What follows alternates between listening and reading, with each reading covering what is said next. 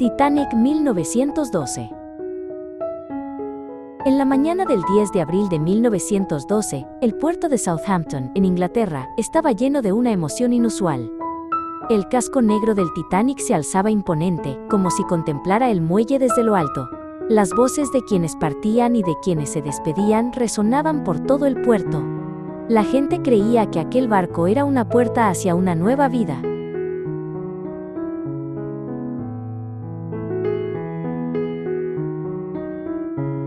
El Titanic era en aquel entonces el mayor barco de pasajeros del mundo.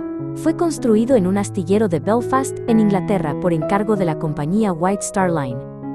Su casco de 269 metros de largo y sus 4 enormes chimeneas simbolizaban la cima de la tecnología humana. Nadie pensaba que un barco tan grande pudiera hundirse.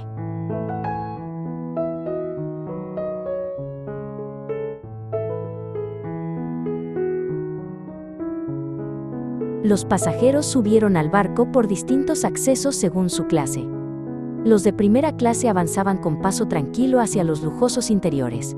Los de tercera clase subían apresurados por escaleras estrechas, abrazando su equipaje. Viajaban en el mismo barco, pero sus trayectos eran distintos desde el principio.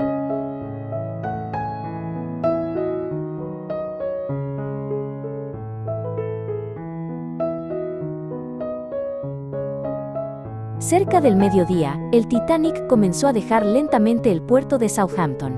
Tenía previsto dirigirse a Nueva York, pasando por Cherburgo en Francia y Queenstown en Irlanda. El largo sonido de la sirena llenó todo el puerto. Así el barco avanzó majestuoso hacia el Atlántico Norte.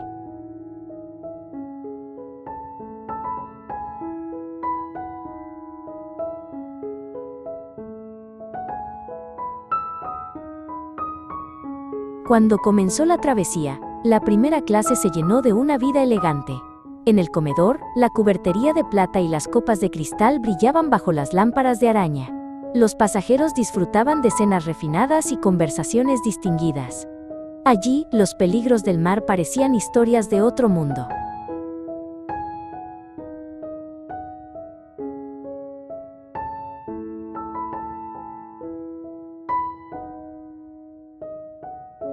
En las cubiertas de tercera clase se desplegaba una escena sencilla pero llena de vida.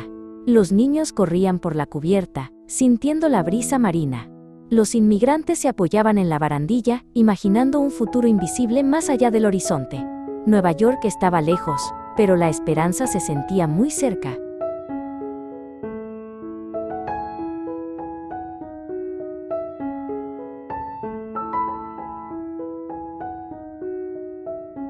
En el interior, el Titanic era como una pequeña ciudad en constante movimiento. Los tripulantes recorrían los pasillos con diligencia transportando equipaje y correo. Escaleras y ascensores conectaban de forma orgánica los camarotes y los comedores.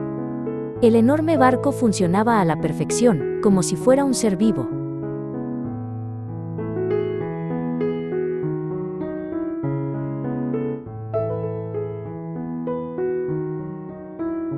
En la sala de radio, las señales telegráficas sonaban día y noche. La mayor parte del trabajo consistía en mensajes privados de los pasajeros. Al mismo tiempo, llegaban advertencias sobre icebergs desde otros barcos del Atlántico Norte. Sin embargo, estas señales importantes se fueron acumulando sin recibir la atención debida.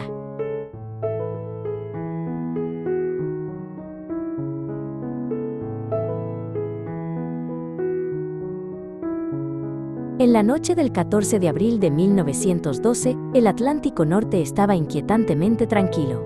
En una oscuridad total, sin luna ni olas, la superficie del mar parecía un espejo. En esas condiciones, ni siquiera la espuma blanca de un iceberg podía verse. Un peligro invisible se acercaba al barco en silencio, pero con certeza.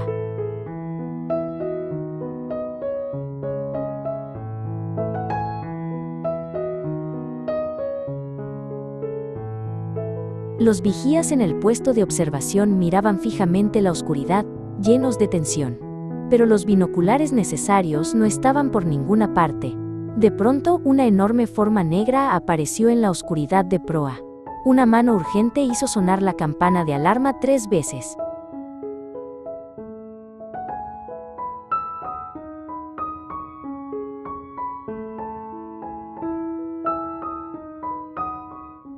A las 11:40 de la noche del 14 de abril de 1912, el Titanic chocó con un iceberg en la ruta del Atlántico Norte.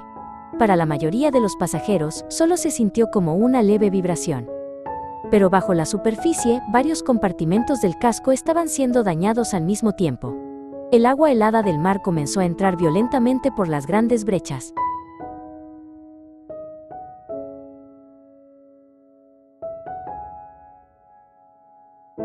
Justo después del choque, la mayoría de los pasajeros pensó que no había pasado nada. Algunos seguían paseando por la cubierta, y otros regresaron a sus cálidos camarotes. Solo los tripulantes se movían con rostros pálidos para inspeccionar la parte inferior del barco. La palabra hundimiento aún no había sido pronunciada.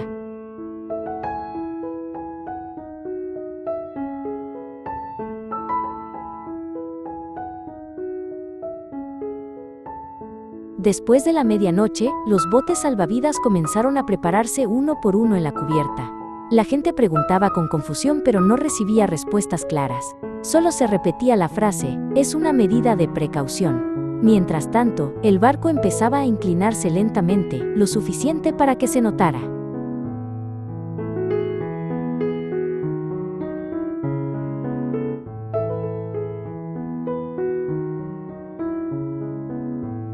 Siguiendo el principio de mujeres y niños primero, los botes fueron bajando al mar. Muchos descendieron sin estar ni siquiera a la mitad de su capacidad. Las voces de quienes quedaban en la cubierta se fueron apagando poco a poco. Los que se despedían se miraban en silencio durante largo tiempo.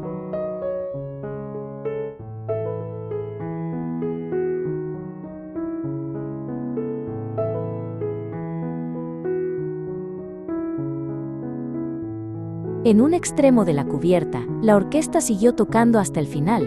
La música calmó por un momento el miedo y el caos. En el aire helado de la noche, las melodías se dispersaron en la oscuridad.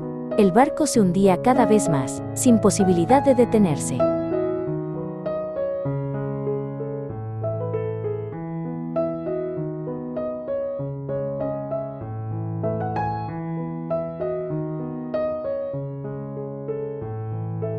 A las 2:20 de la madrugada del 15 de abril de 1912, el Titanic se hundió por completo. El enorme casco se partió en dos y desapareció en la profunda oscuridad. En la superficie solo quedaron los botes salvavidas y los restos flotantes. La noche del Atlántico Norte volvió a quedar en silencio.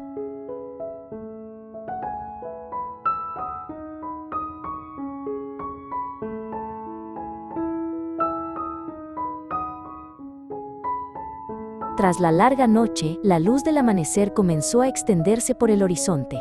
El Carpathia, que acudió tras recibir las señales de auxilio, llegó al lugar. Un total de 710 personas fueron rescatadas del mar helado. Las voces de más de 1.500 personas nunca volvieron a escucharse.